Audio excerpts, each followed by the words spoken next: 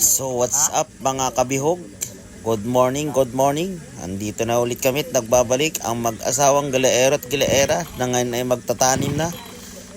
Sa lahat ng sumusuporta at nanonood ng aming vlog, kahit na walang kakwento-kwenta, maraming salamat at nandyan pa rin kayo. At sana'y patuloy pa kayo at di magsawang manood sa aming mga content. At dahil nanonood kayo, baka naman, intro muna tayo dyan.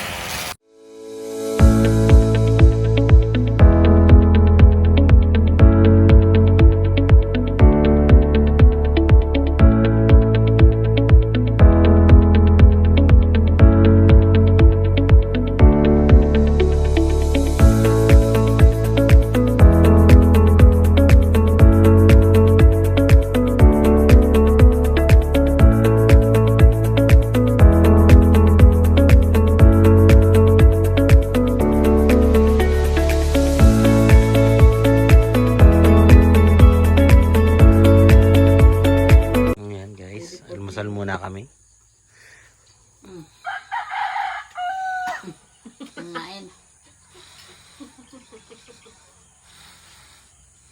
Kain ng saging. Almusal ay pinakro o ano ang tawag niyan sa atin? Sa robot. Ayan nga guys, hinimas ko yung manok para maganda ang palo at ilalaban daw ng tatay ko yan sa Lunes. Yan. Nireparo ko na kung maganda ba ang mga bitawan. At yung nga, after nyan, pumunta kami sa baba.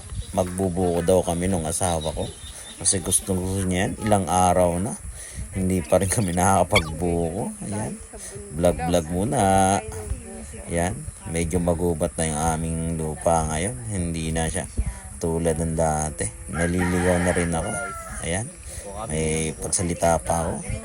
Ayan. Namulot na ako ng buho ko kasi yung kapatid ko kinawit na niya.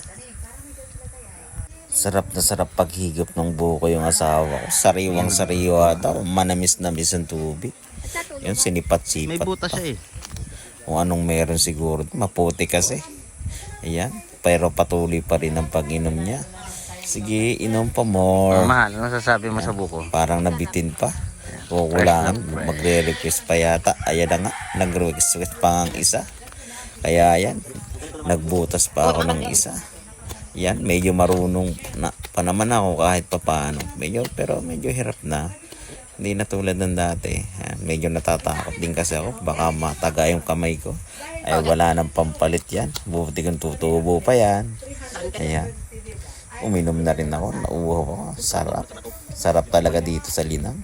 Libre ang buko. Hindi katulad sa bayan, sa mga syudad. Mahal na mahal. 20 o 25 yata yan ganyan. Dito, libre lang.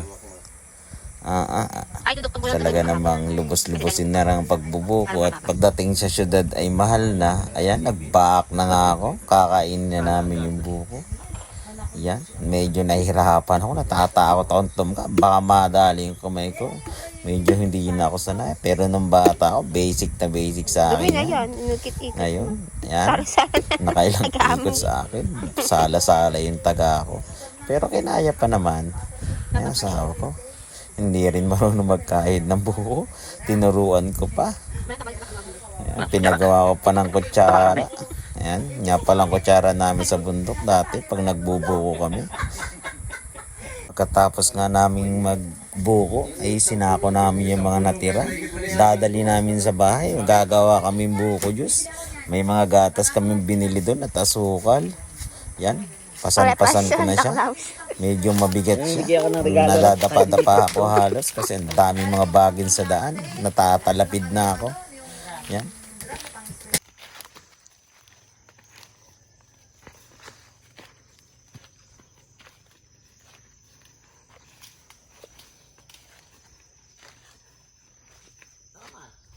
Ito ko. Ayan, naglalakad na kami at malapit na ako sa bahay.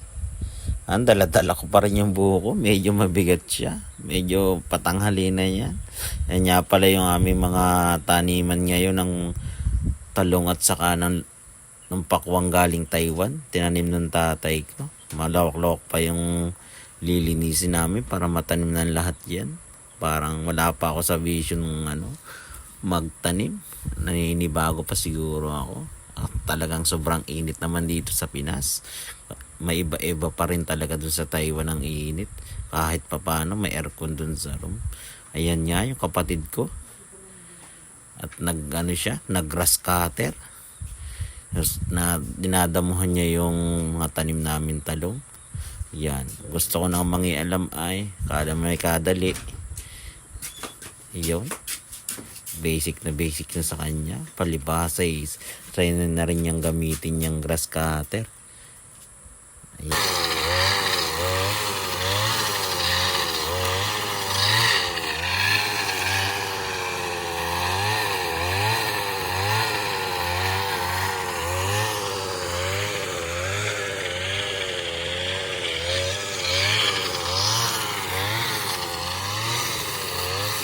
Habang busy yung asawa ko sa paglalaba, ako naman ay panay video lang. Kasi pagkatapos niya maglaba ay magbabanlo naman ako. Kasi yun yung nakatuka sa akin. Tapos ako naglalagay ng tubig. Kasi nga medyo mahirap kasi mag-igib ng tubig dito. Kasi kailangan mo ng panalok. Ayan guys, yung aming balon. Makikita nyo. Diyan kami nag-iigib ng tubig. At minsan naman binubuhay namin yung power pump para mapadali mapuno yung mga lagayan namin. Mahirap din kasi magpuno nun kasi ang lalaki nun. Ayan, at nagsasampay na kami. Konti lang naman yung labahan namin. Yan nga, binibidyo ko ng asawa ko habang nagsasampay ako. Nakatapos din. Ayan na nga, tinesting ko na yung grass cutter kung marunong ako. Akala ko lang napakadali. Medyo mahirap din pala mag-start nito. Akala ko lang ganon-ganoon. Ayan, ako na nga yung nakaranas. Ang hirap i-start. Tinanong ko na nga yung kapatid ko paano patakbuhin to. At ako'y nahihirapan na. Nakailang hatak na rin ako eh. Akala ko'y nadadaan sa pwersa. Hindi pala.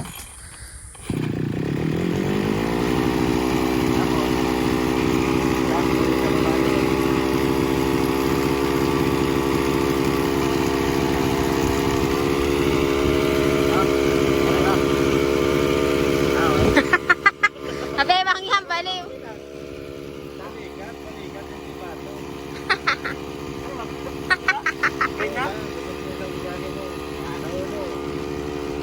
Yan.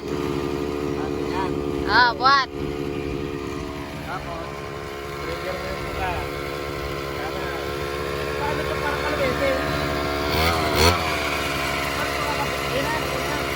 Ah.